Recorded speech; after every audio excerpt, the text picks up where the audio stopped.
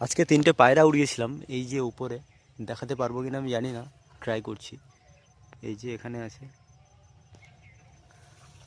আর নিজেই দেখতে পাচ্ছি না একটু। এই যে একটা দেখতে পাচ্ছি আপাতত, জানি না ফোনে আসছে কিনা। এই যে দুটো দেখতে পাচ্ছি এখানে, আবার একদম সোজা আছে, দেখাতে কি পারবো? এই যে একটা, মোটামুটি এখানে দুটো উড়ছে আপাতত।